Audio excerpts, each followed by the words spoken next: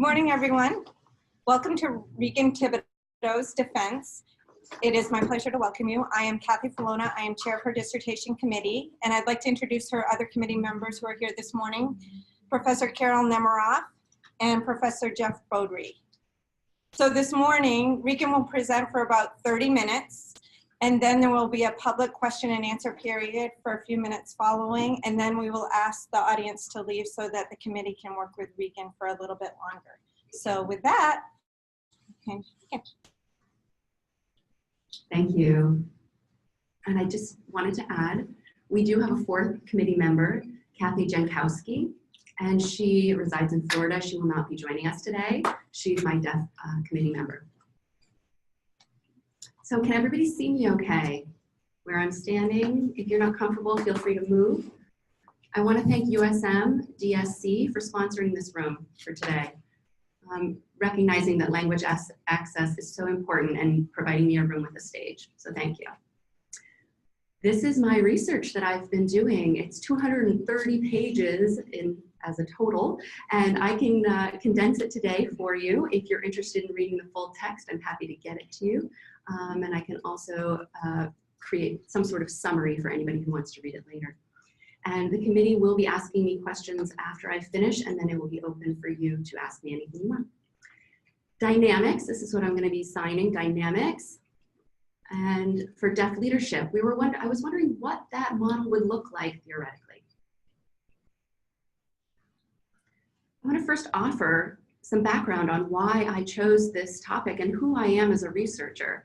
I've had multiple roles as a leader on the local and national stage, and I wanted to figure out what deaf leaders go through to attain their status as a deaf leader, and what is that social phenomenon, that social reality that goes on to become a deaf leader. And I included my experience, that titles my method as a participatory research model. And I'm hoping that this research will allow us to better understand what we can do to improve our opportunities for the deaf community and for people to be able to obtain more leadership positions. My research really had three parts. The gaps, what's going on, and how to investigate that. And really, as a deaf leader, I wanted to focus on American deaf leaders because the dynamics of what's happening worldwide is very different and unique. So I wanted to focus on American deaf leaders and the dynamics here. And also I wanted to really see the spread of experience, whether it was a retired deaf leader, someone who's seasoned or emerging. And also identify what are the forces that act on that person that either bolster or hinder their navigation and allowing them to attain positions of leadership. So I wanted to create a model, a visual model, about what that deaf person has to do to take that first step and what will bolster that person in their leadership role and what will hinder them. So I wanted to really explore that. And it's really just a first step. This is not intended to be an end-all, be-all. It's really an initial step of what's navigated for a deaf leader in their process. So I wanted to offer a little background in history, namely in deaf education. Who has been making these decisions? Well, people in the hearing community, obviously. Policy decisions are usually made by hearing people for deaf people. And this has been repeated through history without our involvement. And we have not been at the table, and they have not been involving our lived experience. So it really began back in the time of Aristotle, where he had stated that deaf people could not be educated. And that thought prevailed for many years, for centuries. There was a belief that deaf people were unable to learn and be educated. And I'm just going to give you a little background. Churches were really the first to start signing. They thought, okay, we can do this. And then other people caught on and thought we can teach deaf people because they learned through the religious teachings that they were offering. So I wanted to figure out how to resolve this barrier and put us at the table and allow us to be part of the decision-making process. And we don't want to exclude anyone. We want it to be a collaborative experience.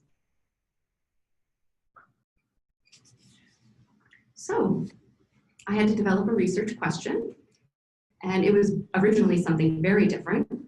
My question, I decided I would propose at a leadership conference in Denmark. It was a deaf leadership conference in Denmark where people were coming from all over the world, where English was not going to be the language of my presentation.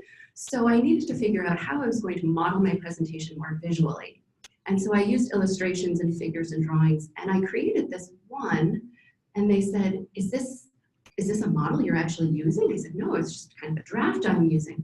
And it made me go back to the impetus of why I created this model and what it was representing. And I wanted to know if deaf American leaders felt like this was representative of their experience. So the model, I basically wanted to develop it to figure out what were the bolstering factors and the hindering factors against or for a deaf leader, and how they interact with the other people around them. The design really came very much unintentionally. I realized I really couldn't go ahead with my testing until I had it more solidified. So I wasn't interested in just creating this one thing and then dropping it and moving on to something else. I wanted to develop this where it could carry on. And I don't want deaf people to have to sacrifice their social norms. I want to work with hearing people. I don't want them to sacrifice their norms. So that was my question, but I really had to back up and say, where do people even become leaders from? So that was, and is it an internal force or external force? So first, I really had to dig into the literature, and I read a tremendous amount of text. I found that it divided itself into 4 tracks. I wanted to figure out if there was a theoretical model already in place. And there really wasn't. There was kind of a pseudo model that led up to Deaf President Now. Actually, Kathy Jankowski was the author of that. And when I read her book, I thought, oh, I need her on my committee. So I brought Kathy in. But there was nothing past Deaf President Now. So she talked about a justification framework. And I thought, okay, how do we justify our right to be here at the table? And the unification of polarity discussion that she brought up leading up to Deaf President Now was really imperative for me to continue my research. And also, I wanted to look at the history of leadership in the community. So much of what has been leading us as a community and a culture has been the hearing community. And so I really wanted this to be a research of deaf people by deaf people. So I wanted to make sure that's mostly what I was using. And really, there's so little political activism, and that's because deaf people often do not obtain political literacy to even sit at a political sphere. So if we do not get the language literacy, there's no way that we can attain political literacy and be at the policymaking table. And then the third is education. Thus far, there have been a tremendous amount of gaps for deaf people within the education realm. Vernon and Estes wrote, it really needs to start with the parents and the family, and that is the impetus for all of the decisions that are made. You know, you've got a 3-year-old and you say, do you want to go to the store? Which store do you want to go to? And asking more complex questions. Why do you want to go to that store? Well, because they have this thing or this thing.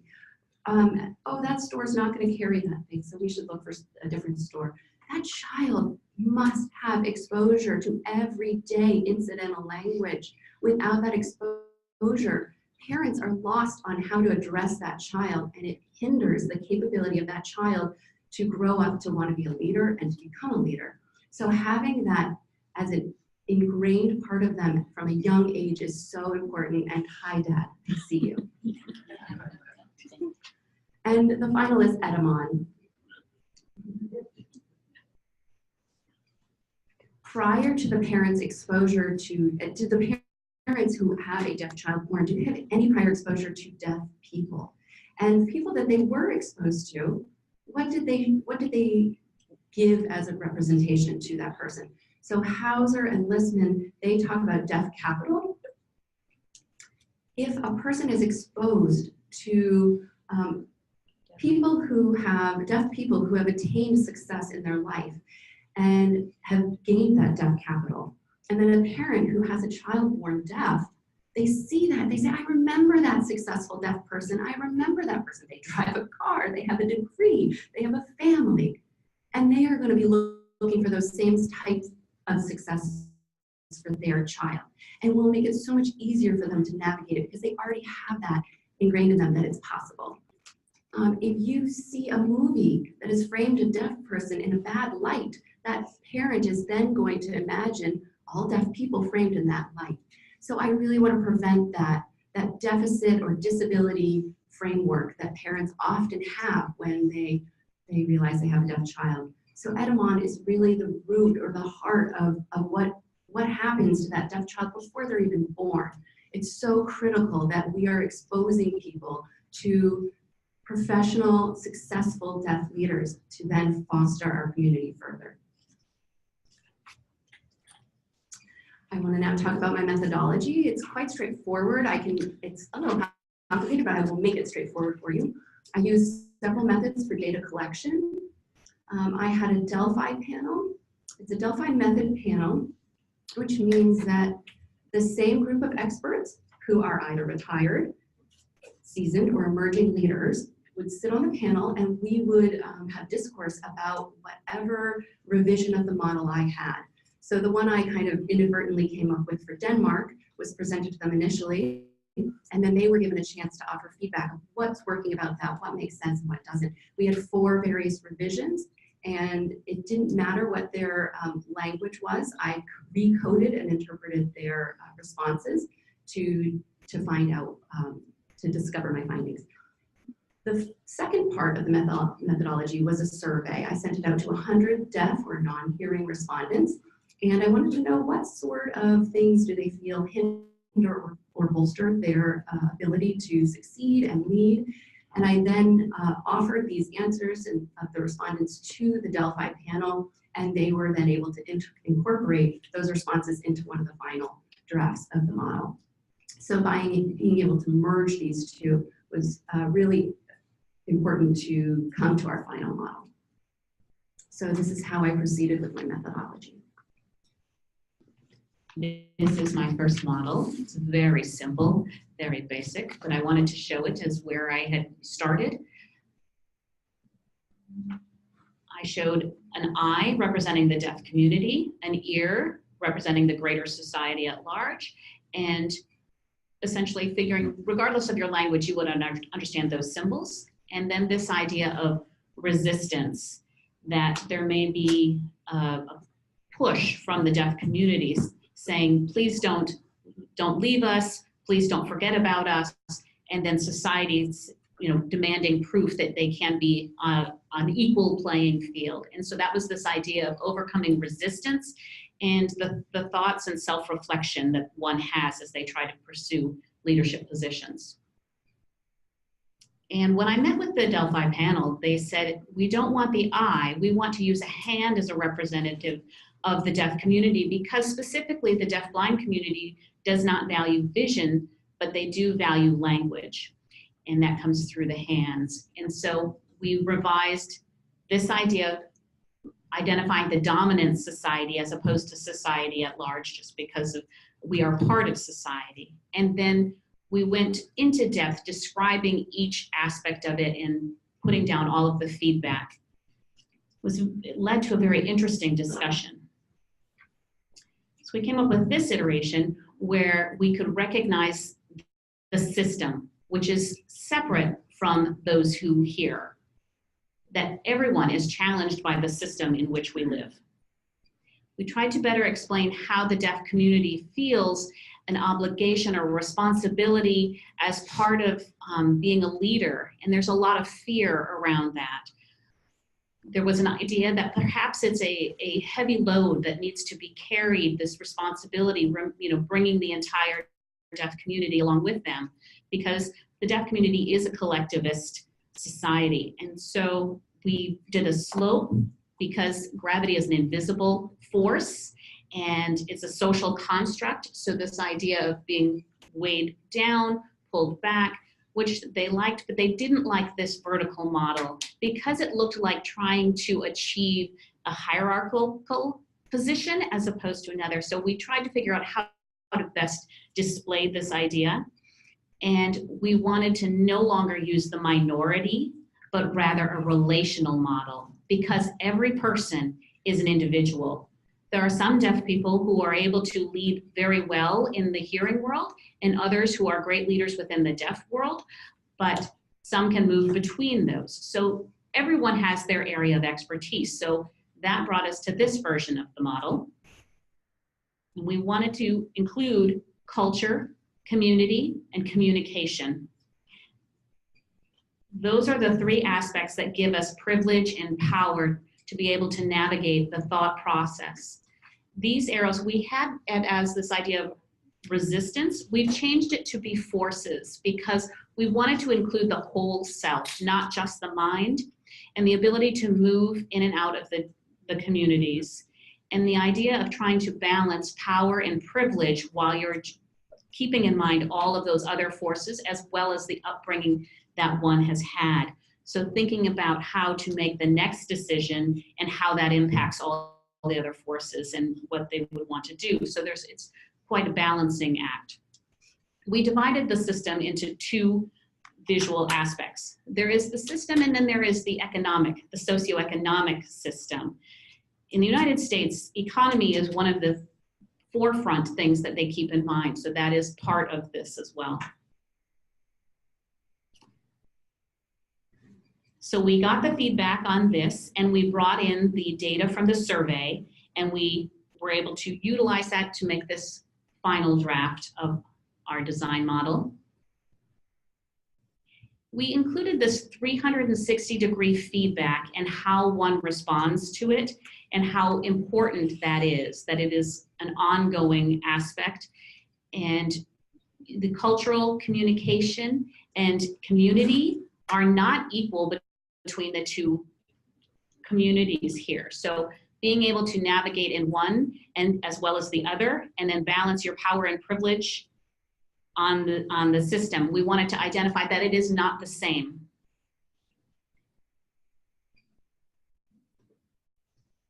I want to clarify here, although you see power and privilege twice, it is not separate entities, it is all one. So thinking about the deaf community and remembering how someone has interacted and to maintain that balance, whether they are in the hearing community or the deaf community, always keeping the other in mind and making sure everyone knows what's going on.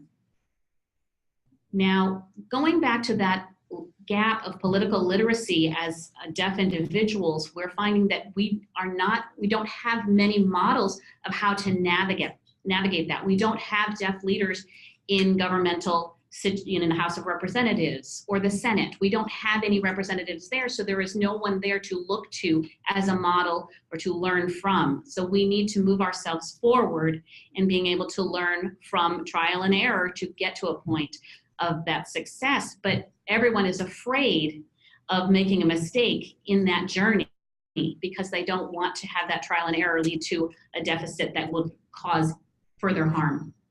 But we need to work together and bolster that towards that, be brave. One more thing that I want to mention about this model is that in order to do all of this to become a leader, you need to have language. If you don't have any language, then you have no opportunity to become a successful leader of any sort. So we must support children acquiring language, whichever language it is. So the implications from this research is a recognition of how important parents and their information is, that can impact deaf leadership. If parents don't have any deaf capital, have not gotten any background in a positive way about deaf individuals, they start to struggle from ground zero. If we don't support laws that protect children's language rights, that also can become a hindrance to those deaf leaders. So we need to bring deaf individuals to the table in order to make decisions about how to educate deaf people and policies and procedures that impact deaf individuals' lives.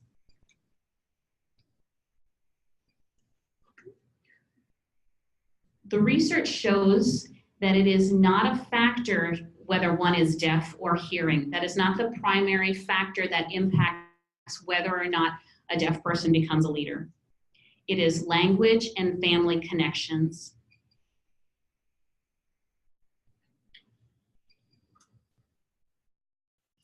The more we as deaf individuals allow the non-deaf community to make decisions about our lives, the more there will be infighting and apathy within the deaf community, and the more struggles there will be in order to obtain research to move beyond their status quo.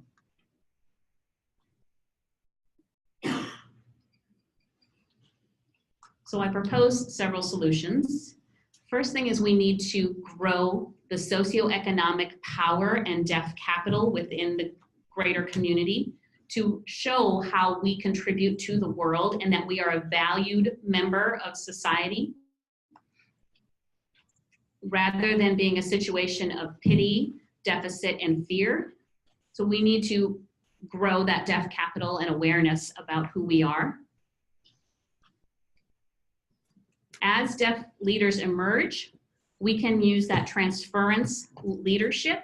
We can have dialogue intergenerationally, and as well as when you think about the family, where a grandfather passes information on to the children and it carries on for generations. That transference leadership needs to happen within the deaf community as well. If we don't have enough deaf role models and leaders, then there is a gap in order to be able to pass that information on to young deaf individuals, not just leaders, but role models as a whole. So that transference leadership is another solution that I would propose. Certainly, we need to continue doing research in order to navigate through this world today.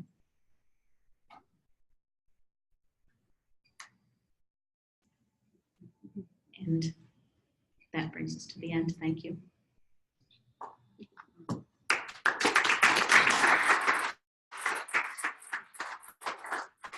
And I will read this for those who are in Zoom. Leadership is not about you, but it starts with you.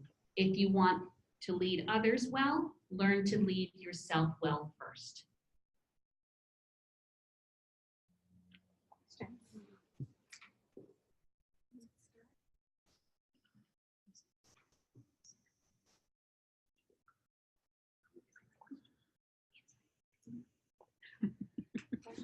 Yes. Thank you. First of all, I want to say what a privilege it is to have been on this journey from the beginning, really at the outset of inviting you to be a part of our PhD cohort. And so I want to congratulate you on bringing this journey to a successful conclusion. It was remarkable just how quickly you influenced me as someone who was really thinking about how do we make an impact on the broader community. So I want to thank you, Regan, for stepping forward and being a part of our PhD program at USM. So as you know, one of the things that I'm passionate about was shared very quickly, and that is visual literacy, the power of seeing not just words, but the way we combine images. And that's one of the things that I think we shared very quickly. So tell me just a little bit about why that visual component is so important and what we can do with how your dissertation really illuminates that idea.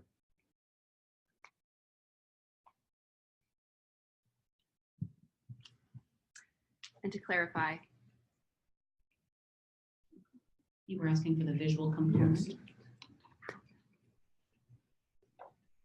Thank you. Let me back up and bring it up on the screen here. So if I'm understanding your question correctly, and if I'm not, you can let me know afterwards, but the visual implications are beyond words, so that we can have a shared understanding of what we encounter every day in life. We all see things, and that gives us meaning. Things that we observe illuminate meaning to us. And so when we encourage that visual access, deaf people also benefit. It's a lot of incidental information that happens in the world that many people get auditorily, whether it be the radio or conversations you overhear in a restaurant. Many deaf people don't have access to that information. So the more exposure that we have, the more education we have, And, you know, I can't even emphasize how important that education is for individuals to see why certain things happen and the cause and effect that happens within interactions throughout the world. And so it allows for making sense of patterns and representation and communication.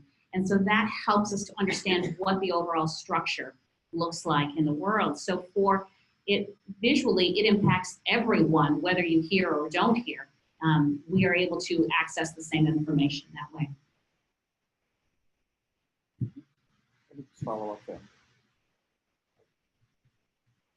I just also, so the component here goes back to one of the things that you're doing. So your diagram evolved from very simple depiction into this complex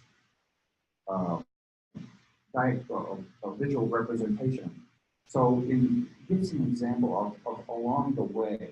You said that the shifting from the to the hand was an important shift. What was another suggestion around this process of visual development that was similar to that? Yeah. Regan, one of the things that you mentioned in your dissertation, and it was on your methodology slide, was the use of design thinking, but you actually didn't say that. I don't think you said anything about it in your presentation itself. So I think that goes along with what Jeff is asking, and it's one of my questions as well. Can you tell everyone a little bit about design thinking and how you applied that into your work?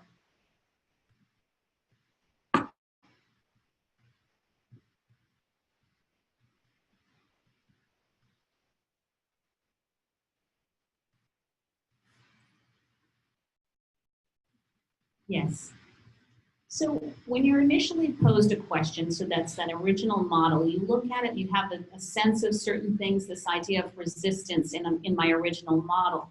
And I felt like there wasn't enough information there. And so it was a bit of a struggle in that sense. I wanted to understand it, but I was not quite there yet. And how that idea of incorporating what is happening out in the world within. So I was sharing that information with others and being able to incorporate the feedback that I got from those leaders who are in their experience. And then there is the idea of how to modify that feedback. That's that exploration process, and then materializing that, being able to create that, put that down on paper. And so I felt like this was just not enough information. And then in this second model, I had a description of the prompts here, where to be able to help them understand that I shared with my Delphi model, saying I originated this from my own self, my decision-making process, and trying to think about what forces have impacted my ability for that initial step, because certainly it is a much longer process as a leader, but we're looking specifically at that initial part. And so that really revolutionized the design aspect of it. So we did some brainstorming and thinking about that and how to visually represent those ideas. And we proposed this idea of having a vertical aspect of it. And then it came to light that, the deaf community is not necessarily a burden as is shown by the picture. It is an idea of shared values, and there is a responsibility and duty to the community in which you belonged. And so we thought that doesn't fit when you're talking about minority. And it felt uncomfortable having it be a vertical situation. And so we felt like that was being poorly represented, because that was not what we wanted to portray. We wanted to be inspirational in the sense. So that caused it to go back to a horizontal aspect of nothing being greater than or less than. And it wasn't a situation of, trying to find a way to rise to the level of a hearing world. That's not was the idea. It's this idea that we all as people are pursuing happiness and finding value. And another aspect that changed was this idea of the resistance model. And it was not just a cognitive aspect, because this idea of having self-esteem, that having that positive interaction with your parents, certainly there is some doubt there, but this idea of your mind, heart, and soul, this idea of the process that you would go through all of that, rather, so that impact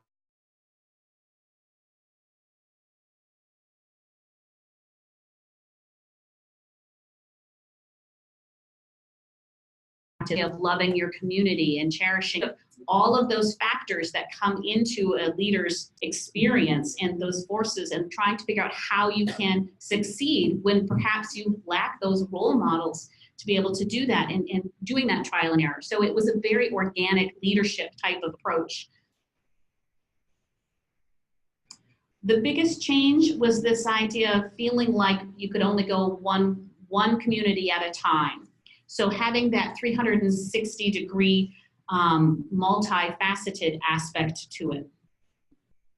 It also showed sort of the cause and effect idea, that it goes both ways, as the leader also impacting the community on both sides, and trying to figure out as you navigate through those forces. Another large design change was the system. You know, in my initial proposal, there was no system. It was just what I called the hearing world. And I wanted to be able to divide that, because we all contribute to the social construct. So that separated out the system from the hearing people versus deaf community and so on. We also, my original did not have power and privilege. And so the best location to be is to not have one over the other, like on a seesaw, but being able to balance everything, meeting the obligations to all of the communities in which you interact. And we felt like that was the best frame for making your decisions as a leader. So I think that hits on most of those visual changes.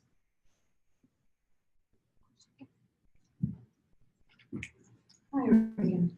You have completely turned my thinking around on this from the first day I met you. And I want to thank you for that. It's been an interesting journey. I have some questions for you on the leadership front, which is why you asked me to be on the committee in the first place. You, I think, went to some great lengths to make sure that this would be a really fresh look at deaf community leadership in a way that was unique to this community, and did not borrow overly much or really very much from other fields of leadership. And I was hoping you could just elaborate a little bit on why that's so critical to you, and then also on how to not throw the baby out with the bathwater, and how to bring what is relevant at the point in time where it becomes most relevant.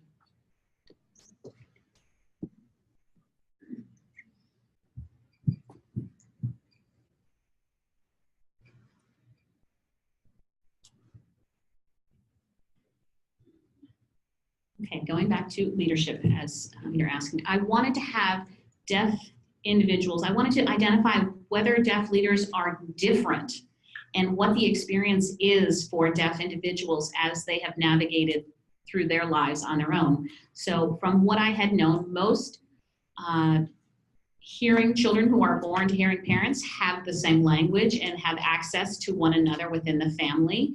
And I felt like, considering that aspect, if it were true in a deaf child to a hearing family, whether that was going to be a situation. And so thinking about that aspect of whether or not, so that is one large example of, I wanted to focus specifically on the deaf experience.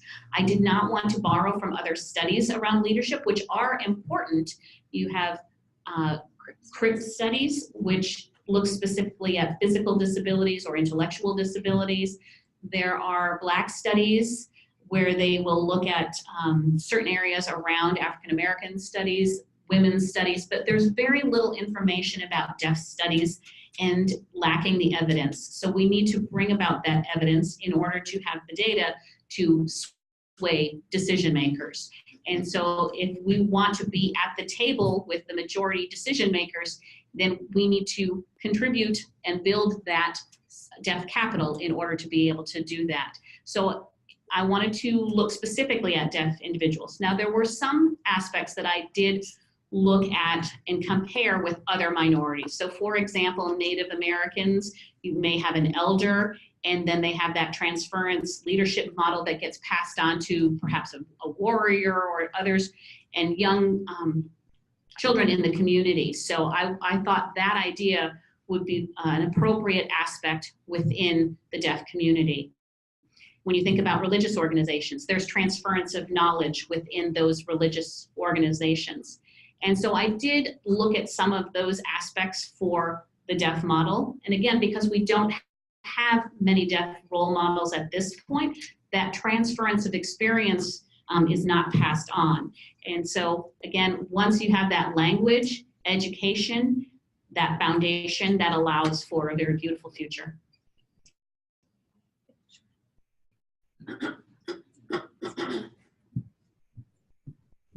Just a quick follow-up question. So you made this very clear in your dissertation, which you just beautifully explained. But then I saw power and privilege show up, and the systems show up in your model.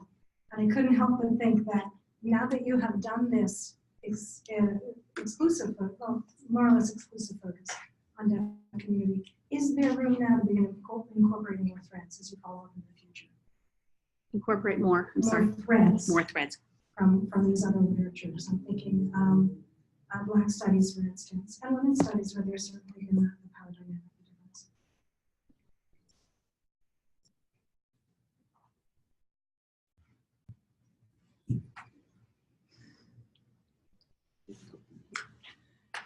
Absolutely, yes. Could I do that? Absolutely. There are a few examples. Plantation mentality, for example. The Black experience as slaves on the plantations with the, say, master controlling them, whipping them. We have that experience in our history. Whites who came to America and colonized Indian land. We do have that inculcation in our history. So it's really that I mentioned in my dissertation, and I definitely could elaborate more on that and those parallels. However, today we are very sensitive about cultural appropriation. So I feel like it may be best to minimize that, that power and privilege being kind of a borrowed explanation, and so the epistemology, their experience that they have historically, I don't want to take that and borrow it. So I feel it's important that we honor and value their very specific history. And so I will be looking into more about that. Regan, on this final design, one of the things when you were explaining this, you mentioned how the economy and socioeconomics is important in the United States in particular. So my question for you is this a global model of deaf leadership, or is it culture specific, for example, deaf culture within the United States? I made sure to make it clearly in my dissertation that this is solely researching deaf Americans, because deaf Americans have a very different experience. I've been to 16 different countries. I've lived with people from other countries and other places in the world.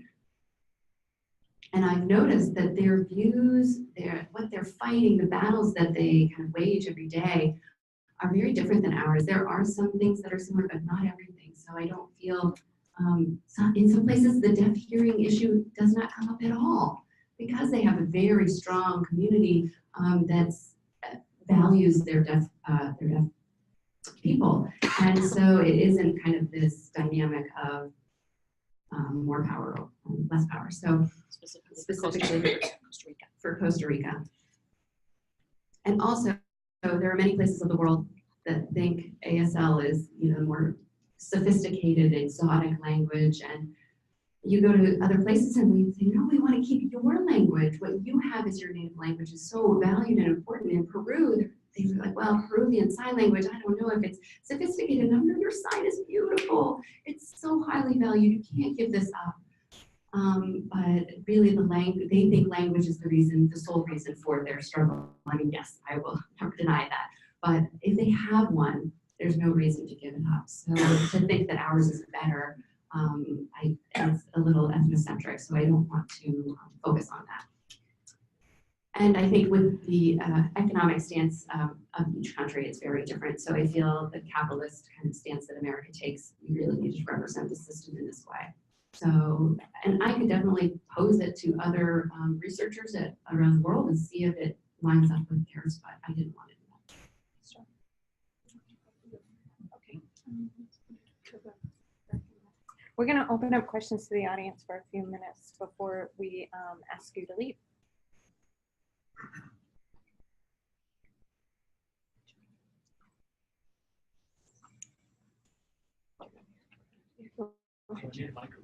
I don't.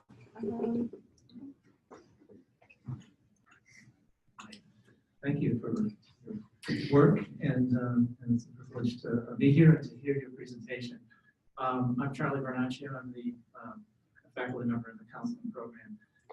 One of the things I wondered about, in addition to wanting to see your final dissertation, I would love to have a copy, but I wondered about your methods and the surveys that you did, because you talked a lot about the experts and the Delphi component. Could you tell us a little bit more about the questions that you asked? You've got a great response rate, and 60%, 65. And could you tell us a little bit about the richness of the data and how that might have informed your design for your model?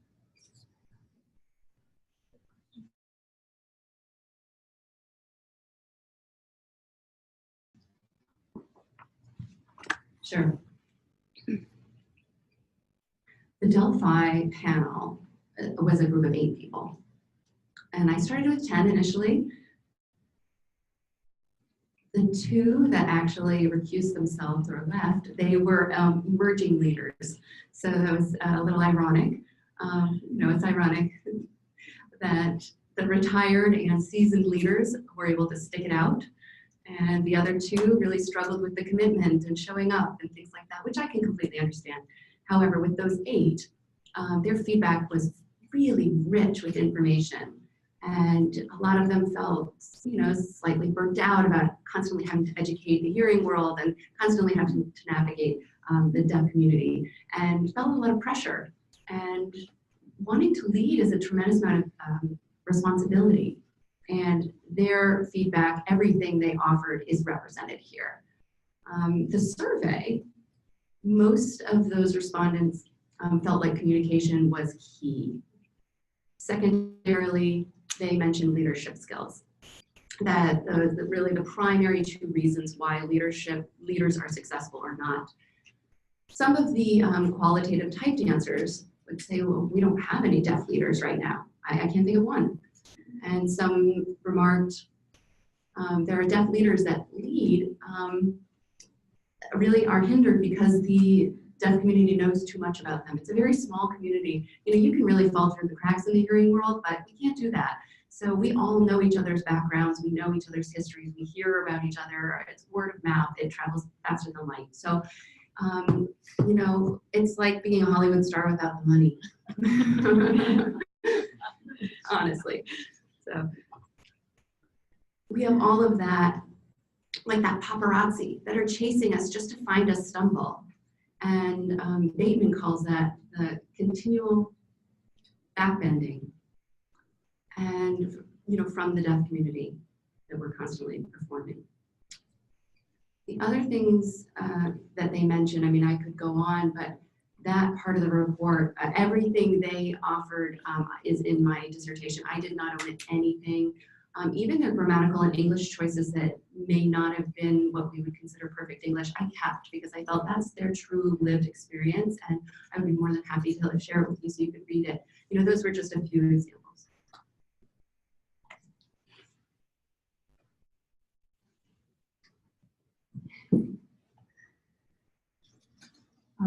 I'm going to say this in English. I'm going back to Carol's question, which I think is very interesting. You have one foot right now in the academic academy and in the research domain, and then you have another foot in the deaf community, in the deaf world. And the model here is building out of and strongly trying to sit within the structure of the community, of the deaf approach to things. So my training way before was in anthropology. And at the point where I was trained, one of the areas was called phenomenology. And we realized that you can't just be an anthropologist from one country, sit in the other domain, and other ethnographic group. and describe what you see going on. So, you know, Gregory Bateson was sort of a famous person for this. And what he said was you have to go inside your lens, understand how you see the world, and then try to step out and say to the anthropological world through that lens and allow them to filter through it. This, what we talk about as this in your world would be experienced as this very, very different phenomenological thing. You know, so he said, you go into a community and men are dancing around a fire and they come and they moon some young initiate, describing that it doesn't do anything. But if you say, what I'm saying to you is I'm bringing you into my world as an equal, as an adult, that it's easier to understand. So it might be, you describe that entire experience as someone walking down the street and suddenly getting hit with a water balloon, looking up and realizing you think it's one of your friends and it's your mother. You bring these two adult and young worlds sort of in parallel. But the descriptions are very, very like seeking what in the academic world, what's being described as particular models of power and privilege or models of this kind of thing, and being able to cross that boundary. Do you see yourself wanting to be that interpreter between the two? Not someone that takes the new stuff and sticks it on edges around your model, but the person who says, this is where we are. In your world, this is what that perspective would look like. And if you did that, what would that look like?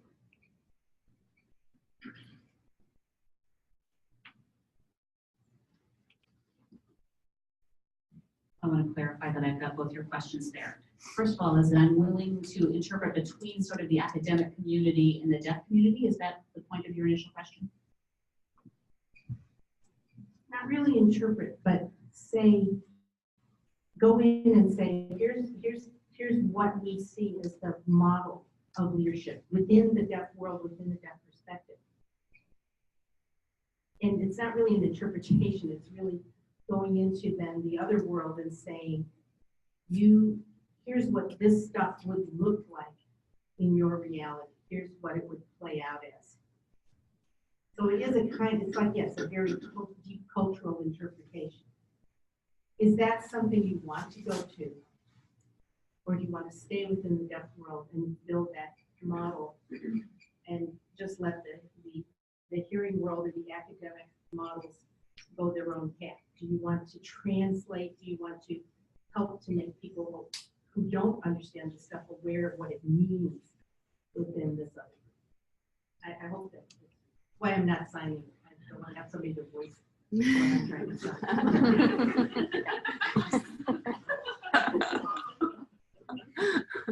Thank you for the clarification.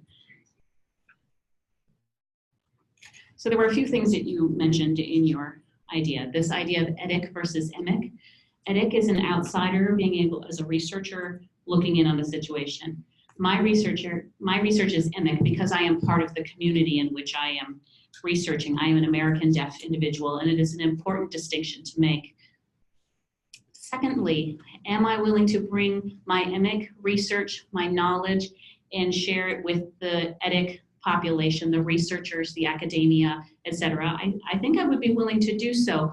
However, I am not ready to do that at this point because I've just started this understanding of myself first, or that aspect first, and then now I need to do further research, or others need to do more research to see the successes and the challenges and forces. So for example, Dr. I. King Jordan was the first deaf president of Gallaudet University. However, his language is auditory in the sense that he has a lot of English language and a lot of, I would say he probably falls here if you were to put him on the spectrum as closer to the hearing community. And trying to figure out how he fits in, he tries to balance. He is a deaf individual, certainly. But at the point where the campus and the community evolved, they needed to have a new leader. They have a new president who uses American Sign Language, is fully deaf, and she falls probably further here on the spectrum, if you will. But she has a lot of management skills, people skills, emotional intelligence in order to be able to navigate that 360 aspect, being able to engage in that dialogue. Dr. Jordan struggled in the deaf community in some ways. So this idea of being able to balance and navigate both worlds is a skill that is unparalleled. And so in that sense, I will take this and be able to interact and dialogue with other people who are leaders and to be able to gain more knowledge and information. Once I have that, then I can bring it to those in the academic. This is not sufficient to be able to encounter that at this point. I think we're gonna have to wrap it up. Okay, last question. We have Dr. Wood. Yeah. And where would you like me to stand? Sandra's asking. Should I come up? I can. We need to get you on camera.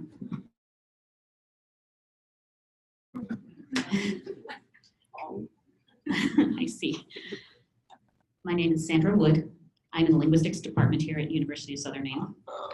I first want to congratulate Regan for her work and this theoretical model and framework that she has come to a point of being able to share by and with the deaf community, being able to include the community as part of the work, because historically it has again been done by hearing individuals who may take a aspect or have one or two people as part of their research, but then the conclusions are their own, and the recognition or notice to that deaf individual is not necessarily given the recognition it needs. So I do applaud Regan for her work in this way.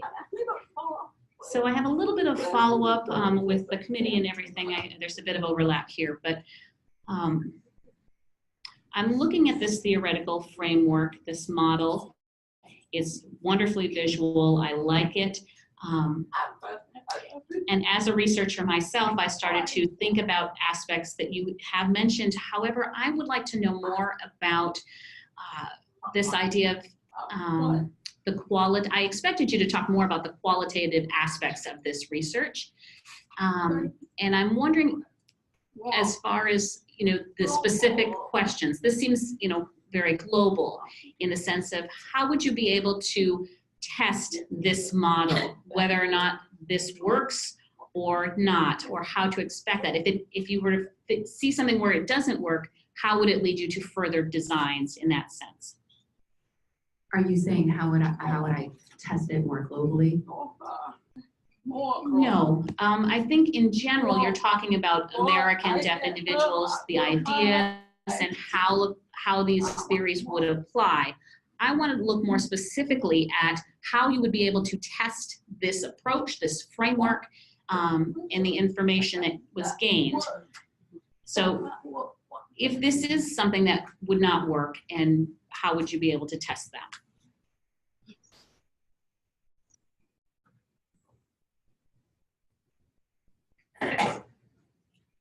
So this model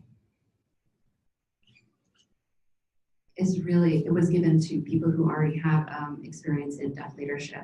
And it would be tested by identifying the forces. What happens when you take that initial step into leadership? This is not the whole process. This is really in its infancy. This is kind of the preliminary step. So it would involve a lot more research. It is not done. This is really just the first part. And we want engagement, action, strategies, all of that. None of that has happened yet. So I want to lead. I know I want to do something, but what are those barriers? Why do I feel hindered, or where do I feel the support I can draw from? And that's really all I wanted to identify. And the Delphi committee really wanted to talk about what's coming down the road, and I appreciate that, but I needed to focus on this first. And this could really prove that language is the key. The more language you have, the better you're going to be able to navigate this. If we research this further, it could maybe show that less language would put you at more of a deficit. We really need more research to go forward. Does that answer your question, Sandra? No, but we can talk about it later. Okay, I'm really sorry. I'm sure folks must have more questions for Regan, but we're gonna have to wrap up the public portion of this event and offer Regan our congratulations one last time and